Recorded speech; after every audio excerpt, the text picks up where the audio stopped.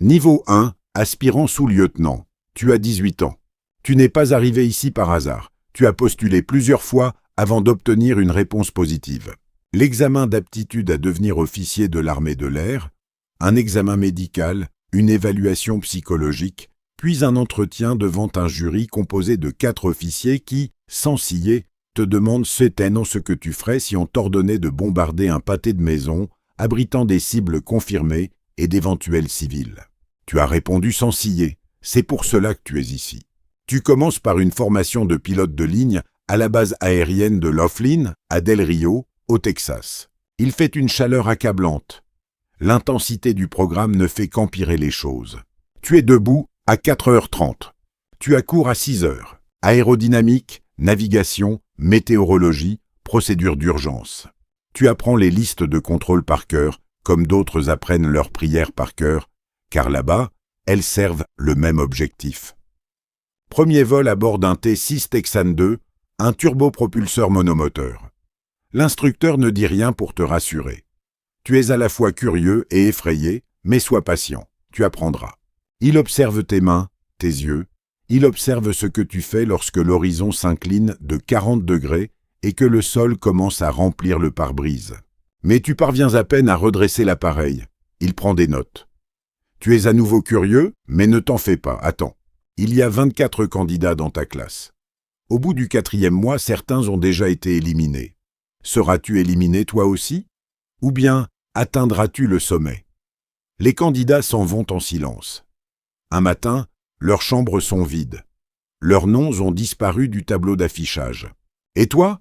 Ta formation se poursuit. Tu continues ta formation sans savoir ce qui t'attend plus tard. Mais avant de passer aux prochaines étapes, abonne-toi tout de suite à la chaîne et ne rate pas les prochaines vidéos. Niveau 2, élève pilote. Tu as 20 ans. Tu es passé au T-38 Talon, un bimoteur supersonique. Pas de pitié. Il ne vole pas, il négocie. Chaque manœuvre est un dialogue entre toi et la physique. Et la physique ne fait aucun compromis. Le vol en formation de nuit commence. Dans l'obscurité totale, en suivant la seule rangée de lumière bleue tamisée à l'extrémité de l'aile devant toi, tu te maintiens à 30 pieds de l'aile de l'avion qui te précède, à une vitesse de 400 nœuds. Un écart d'un seul degré suffirait à te transformer en un tas de débris. Ton instructeur est le Major Callaway, un ancien pilote de F-15. Il n'élève jamais la voix. Il n'en a d'ailleurs pas besoin. Il répète sans cesse la même phrase. À chaque écart, à chaque fois que le balayage visuel est perturbé, à chaque fois que ton cerveau essaie de suivre trop d'indicateurs à la fois, les pilotes qui se fixent sur une seule chose meurent en la regardant. Balaye. Balaye sans cesse.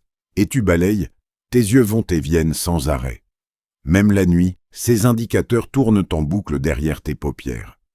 Tu termines tes études dans le tiers supérieur de ta promotion. Ça suffit. La soirée d'affectation approche. Tout le monde se rassemble dans une salle. On lit les noms. Les types d'avions sont attribués. F-16, C-17, K, C-135, puis ton nom. Un seul avion, 2 mots. B, 2 Spirit. La salle est plongée dans le silence. Le B-2 n'est pas un bombardier ordinaire. C'est l'appareil le plus sophistiqué exploité par les États-Unis.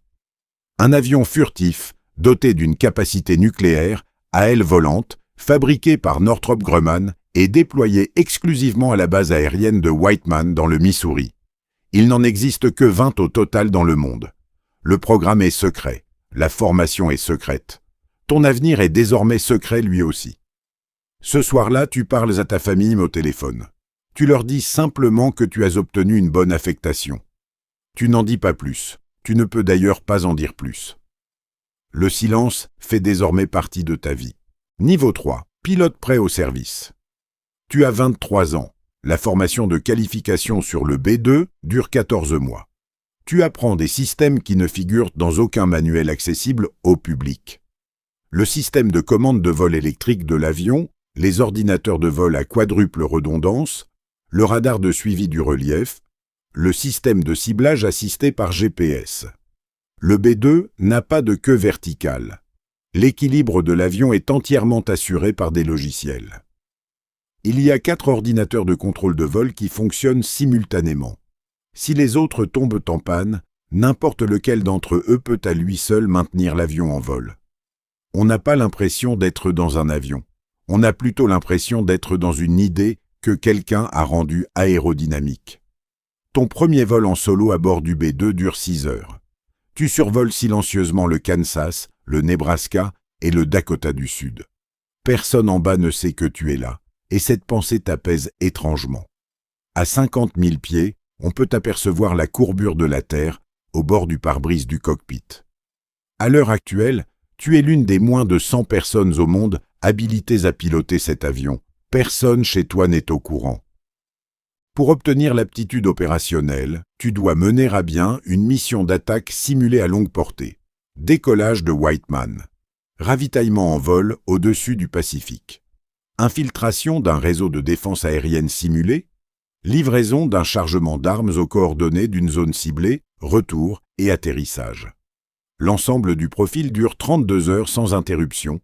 Tu accomplis la mission sans commettre le moindre écart par rapport à la procédure. Ton évaluateur signe le formulaire et se contente de dire « Bienvenue au 393e ». La 393e escadre de bombardement, c'est-à-dire la même unité qui a piloté l'Enola Gay en 1945. Tu comprends tout le poids que ce chiffre revêt. L'histoire repose désormais sur tes épaules, en silence. Niveau 4, commandant de bord. Tu as 27 ans. Tu es désormais assis dans le siège de gauche. Tu es responsable de l'avion, de la mission et du copilote à tes côtés.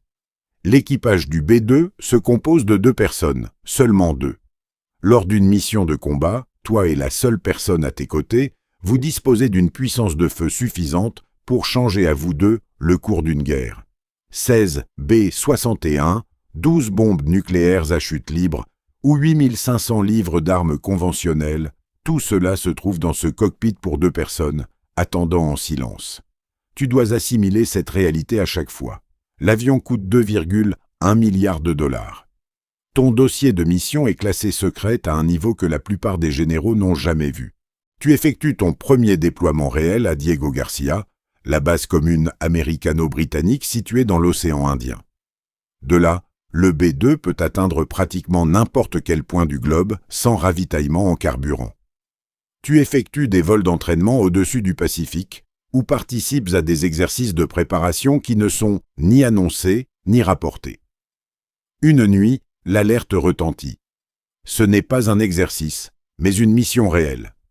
On te communique, ainsi qu'à ton copilote, le capitaine Reyes, les coordonnées, un dossier cible et une fenêtre de lancement.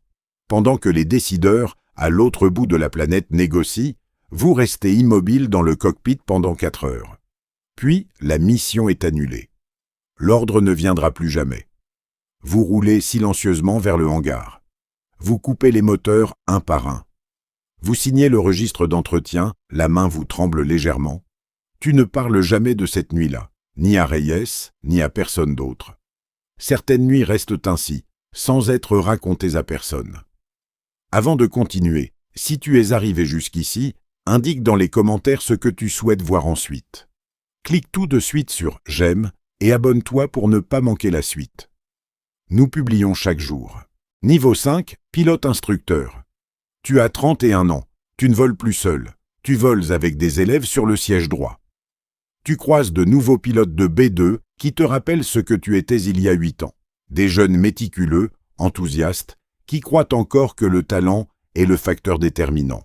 Toi, tu sais désormais qu'il y a mieux. Tu leur enseignes le pilotage, mais surtout, tu leur apprends à prendre des décisions sous une pression qui ne figure dans aucun manuel. À chaque fois, tu tentes de leur transmettre en une seule phrase les leçons que tu as tirées de tes propres erreurs. Que fais-tu lorsque le système de ciblage principal tombe en panne au-dessus du territoire ennemi et qu'il ne reste plus que 12 minutes avant le point de largage? Que fais-tu lorsque ton copilote lance un avertissement que tu n'as pas entendu? Que fais-tu lorsque la mission dont tu as donné le briefing à 14 heures ne ressemble plus au monde dans lequel tu t'es lancé à 2 heures du matin?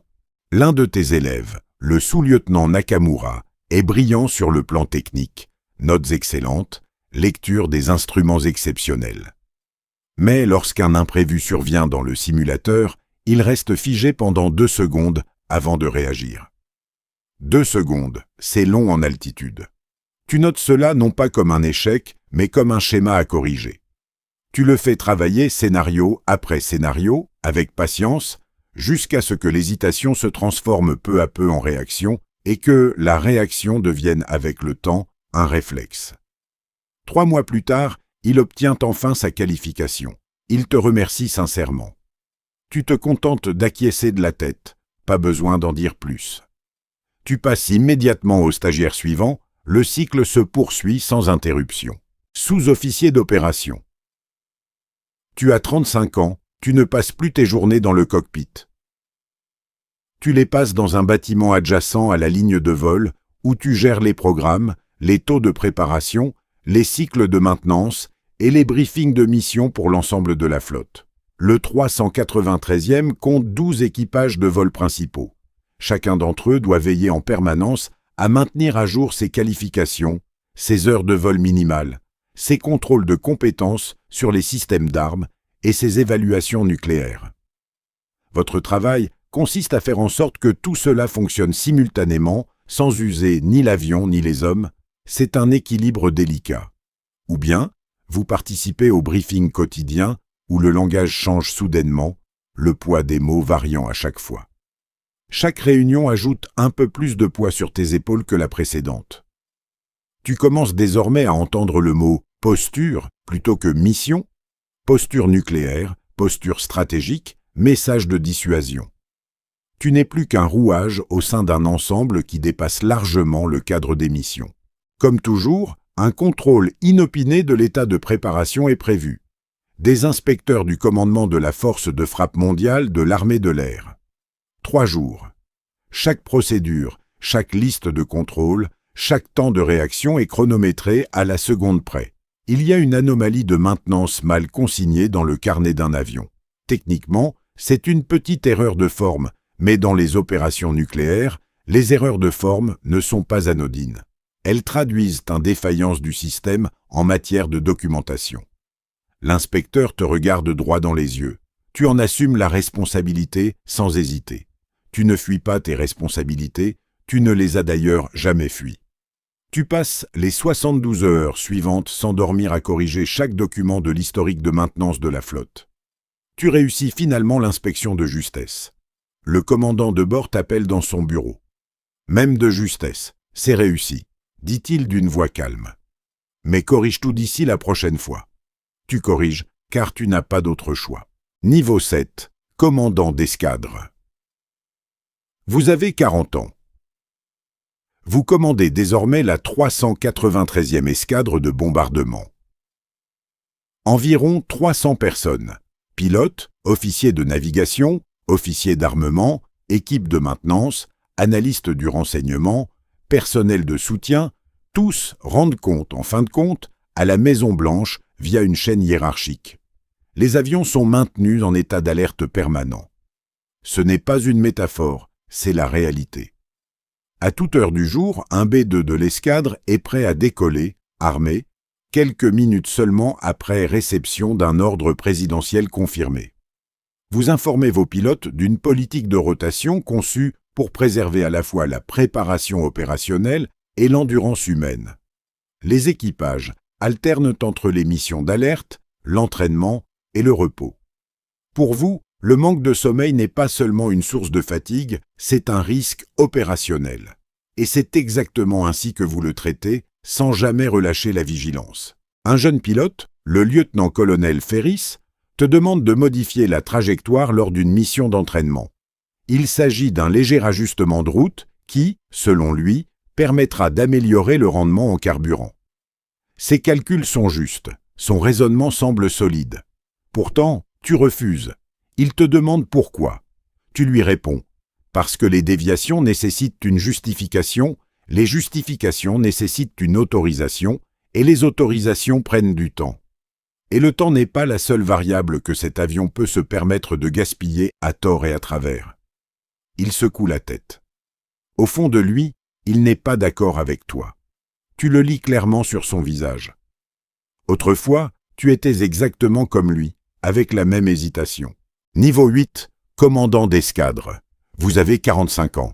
Vous commandez désormais la 5009e escadre de bombardement, la seule escadre de B2 au monde. Votre autorité s'étend à l'ensemble de l'escadre. Les avions, le personnel, les installations et les armes nucléaires stockées dans des abris fortifiés sous le sol du Missouri. Tu es désormais constamment en déplacement. Washington, le quartier général du Stratcom à Omaha. Les briefings au Pentagone s'enchaînent. Tu es assis à des tables où les cartes ne portent aucune annotation, car tout le monde dans la pièce sait déjà ce que signifient les cercles rouges. Personne n'a besoin d'explication. Lors d'un briefing, un général que tu respectes depuis 10 ans s'oppose à un changement de posture opérationnelle. Son argumentation est logique, ses données sont solides. L'Assemblée hoche la tête. Tu t'y opposes, tu le dis. La salle se tait d'une certaine manière, comme lorsque quelqu'un a dit quelque chose d'irrévocable. Tu exposes ton point de vue lentement, sans élever la voix. Tu parles au général des effets du cycle de maintenance, de l'accumulation de la fatigue de l'équipage, du risque opérationnel lié à la période de transition. Le général ne répond pas tout de suite. Un long silence s'installe entre vous. 3 semaines plus tard, le changement de position est révisé. Il n'est pas annulé, seulement révisé. Personne ne présente officiellement cela comme ta réussite. Tu n'en as d'ailleurs pas besoin, tu sais ce que tu as fait. Niveau 9, commandant stratégique. Tu as 51 ans, tu es désormais général, 2 étoiles. Tu fournis des conseils sur la structure de la force des bombardiers stratégiques, les calendriers de modernisation nucléaire et l'intégration du B-21 Raider, destiné à remplacer à terme le B-2 au sein de la flotte actuelle. Fabriqué par Northrop Grumman dans le cadre d'un contrat signé en 2015, le B-21 Raider, doté de matériaux de camouflage améliorés, de coûts d'exploitation réduits et d'une flotte prévue plus importante, est conçu pour reprendre à terme les mêmes missions nucléaires et conventionnelles que le B-2. Tu as eu l'occasion de consulter des données de performance confidentielles. Tu comprends profondément ce que cela signifie pour cet avion sur lequel tu as passé toute ta carrière à voler. Tu sens au fond de toi qu'une époque touche à sa fin. Tu assistes à une réunion d'information au cours de laquelle un jeune analyste présente ses projections concernant le calendrier de transition. Les chiffres sont optimistes. Leurs hypothèses sous-estiment le temps de formation nécessaire pour reconvertir l'équipage expérimenté du B-2 vers une nouvelle plateforme. Tu les corriges poliment à l'aide des données. Quelque part au-dessus du Nebraska, à 50 000 pieds, tu stabilises l'avion et laisses le pilote automatique maintenir l'altitude pendant 60 secondes. Tu regardes par le hublot du cockpit. La légère courbure de la Terre se dessine à l'horizon. Comme toujours, le même paysage s'offre à toi. Pourtant, cette fois-ci, tu le contemples un peu plus longtemps. Niveau 10, dernier vol. Tu as 56 ans.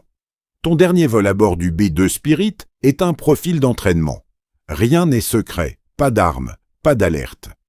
Juste toi et un copilote, jeune, vif, attentif, vous survolez les mêmes plaines américaines que tu avais survolées il y a 33 ans lors de ta première mission de qualification sur le B-2. Tu n'annonces pas que c'est ton dernier vol, tu fais le briefing comme les autres. Tu voles comme les autres. Quelque part au-dessus du Nebraska, à 50 000 pieds, tu stabilises l'appareil et laisses le pilote automatique maintenir l'altitude pendant 60 secondes. Tu regardes à travers le pare-brise. À l'horizon, la légère courbure de la Terre se dessine. Le même paysage s'offre à toi, comme toujours. Et pourtant, cette fois-ci, tu le contemples un peu plus longtemps. Tu penses maintenant à ces missions qui n'ont jamais eu lieu. Tu te souviens des fenêtres de lancement qui se sont refermées avant même que l'ordre ne soit donné. Tu te souviens de cette nuit à Diego Garcia, de ces 4 heures où le monde a décidé de ce qu'il allait devenir, de ce que tu as vécu en attendant, armé, sur la rampe de lancement. Tu penses aux pilotes que tu as formés. Nakamura, Reyes, Ferris. Certains commandent désormais leur propre escadron. L'un d'entre eux occupera sans doute bientôt le siège que tu as laissé vacant. Tu penses aux 20 avions, tu te souviens avec douleur des 2 qui ont été perdus dans des accidents au fil des années. L'un d'eux s'est produit en 2008 à la base aérienne d'Andersen, à Guam. Une défaillance d'un capteur dû à l'humidité avait provoqué une erreur de virage au décollage. Heureusement, les 2 membres d'équipage avaient pu s'en sortir sains et saufs grâce à leur siège éjectable. Le reste de la flotte, celle qui continue de voler dans le ciel. Le copilote ne dit rien à tes côtés. Même si on ne le lui a pas dit explicitement, il sent silencieusement que quelque chose a changé. Tu commences à descendre lentement vers Whiteman. Par habitude, peut-être aussi par fierté, tu effectues un atterrissage aussi doux que possible. Tu roules jusqu'au hangar, tu coupes les moteurs, tu vérifies une dernière fois attentivement la liste de contrôle d'après-vol. Tu signes le registre d'entretien. Tu remets ton sac à casque au chef d'équipe de ta main. Tu marches sur le tarmac dans l'après-midi du Missouri sans jamais te retourner. Non pas parce que cela n'a pas d'importance, mais parce que tu es celui qui sait le mieux ce qui s'y passe. 33 ans, 20 avions, un seul type de mission.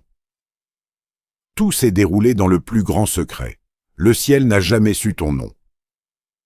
Mais c'était bien là l'objectif depuis le tout début.